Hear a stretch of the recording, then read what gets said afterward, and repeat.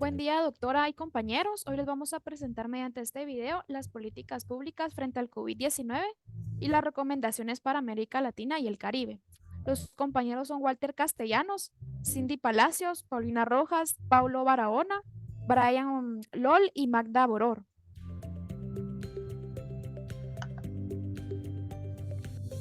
Las políticas implementadas en Guatemala por el COVID-19. Es de vital importancia tener el contexto completo de todo lo acontecido a nivel nacional e internacional durante los primeros 2 años de pandemia y poder entonces tener elementos suficientes para formar un criterio informado al respecto de las políticas públicas implementadas desde entonces a nivel nacional. Al día de hoy hay registros de 19.907 personas fallecidas por COVID-19 en Guatemala, desde el primer fallecimiento local por COVID en el año 2020. Por cáncer, en el último año han fallecido 13.235 personas en Guatemala. Esto nos da una perspectiva más amplia para formar un criterio que no debe ser ni sonar alarmista, debe ser realista y afrontar la realidad social del país. Las políticas por COVID-19 fueron implementadas en Guatemala desde un principio, se fueron materializando a medida que se fueron emitiendo. Es- Podemos mencionar pues los decretos, el decreto gubernativo 5/2020, 6/2020 y 7/2020, decretándose así el estado de calamidad en todo el territorio nacional debido a la epidemia que existió del coronavirus o COVID-19, publicado originalmente en el Diario Oficial de Centroamérica el 6 de marzo del 2020 y las últimas modificaciones pues fueron en marzo del 24 de marzo del 2020. Le da facultades al presidente de la República para atender la crisis sanitaria. Se limita la libertad de tránsito entre las 16 horas a las 4 de la mañana del siguiente día. Esta medida no es aplicable para los transportes, para el transporte de alimentos, para los medicamentos, el producto de higiene, hidrocarburos u otros, considerándose estos de vital importancia. Guatemala no cuenta con una política específica para el COVID-19, solo con intervenciones que son relacionadas a las políticas públicas existentes por ser un país de tránsito de migrantes.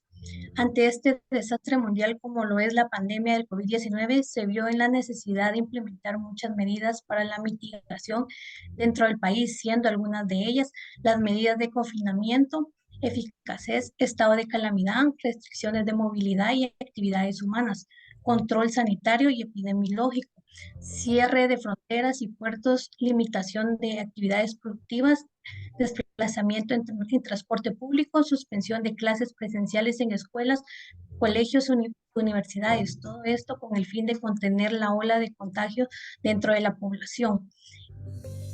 El difícil contexto de las finanzas públicas, esperando tanto para el 2020 como para el 2021, implica la necesidad de elevación del endeudamiento para financiar los déficits fiscales. La prioridad se estima posible, sin embargo, debe evaluarse cuidadosamente tanto en su monto como en los destinos esperados con el propósito que el mismo no genere desequilibrios macroeconómicos y problemas de sostenibilidad fiscal de mediano y largo plazo.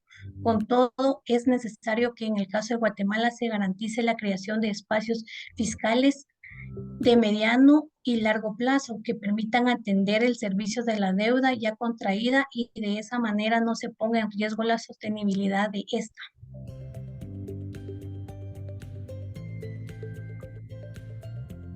Antes de la pandemia del COVID-19, la pobreza general y la pobreza extrema en Guatemala ya alcanzaba de 6 a cada 10 guatemaltecos.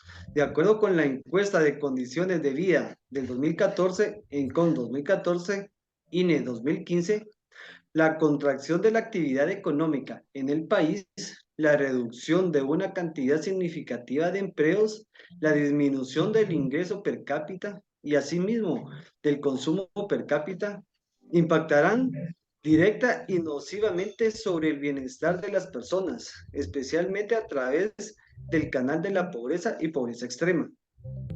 Así es absolutamente seguro que los efectos inmediatos del COVID-19 sobre la población implicarán un aumento de la pobreza extrema y no extrema en el país.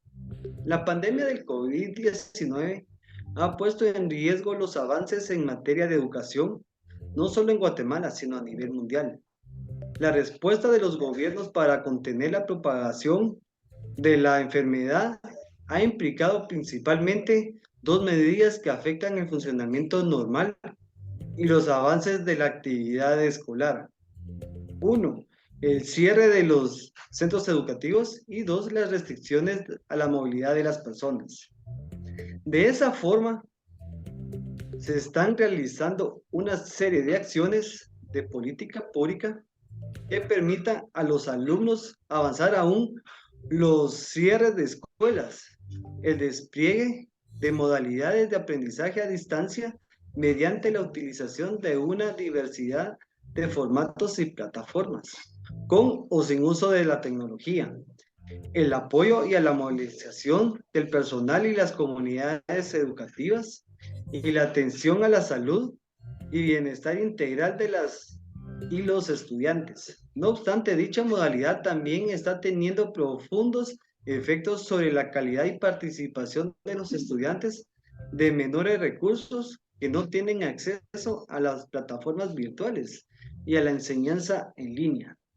El Instituto Nacional de Estadística, INE, no colecta, sistematiza o publica la información proveniente de las operaciones de otras entidades.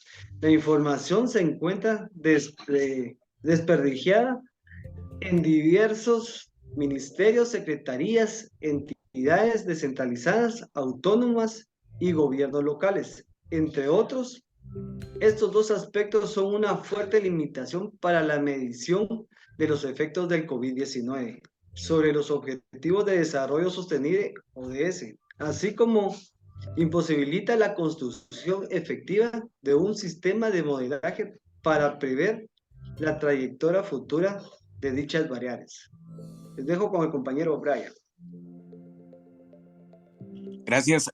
Los 10 programas específicos del gobierno para enfrentar los efectos nocivos del COVID-19. Para enfrentar el impacto de la pandemia COVID-19, el gobierno de Guatemala está implementando los siguientes 10 programas de asistencia social. 1. Caja Kit Saldremos Adelante. Alimentación escolar, fondo de crédito para capital de trabajo, subsidio a la energía eléctrica, bono de riesgo para el personal de salud, bono de apoyo al comercio popular, bono familiar, dotación alimentaria, adulto mayor, fondo de protección al empleo. El Ministerio de Finanzas Públicas ha mejorado y publicado un tablero del COVID-19 que facilita el seguimiento el seguimiento adecuado del detalle de la información de la ejecución financiera de 8 de los 10 programas, pero no permite el seguimiento de la ejecución física, es decir, los indicadores registrados en SIGES. Lamentablemente en este sistema solo 6 de los 10 programas tienen establecidas metas físicas en el marco de la gestión del presupuesto por resultados. El MFMP estableció que las principales metas de la política fiscal para el periodo fiscal 2020-2024 son las siguientes: alcanzar la carga tributaria de al menos el 10.5% para el 2024, sin incluir una reforma tributaria que pueda elevar aún más este indicador. Promover que el gasto total se sitúe en promedio en no menos del 12.7% del PIB en el periodo indicado. Asegurar que el gasto social, ya sea educación, salud y vivienda, sea igual o mayor al 5% del PIB, así como alcanzar un gasto de capital no menor al 3.5% del PIB, lograr que el déficit fiscal en un promedio se ubique en el 2% sobre el PIB y lograr un nivel de deuda pública no mayor al 30% del PIB.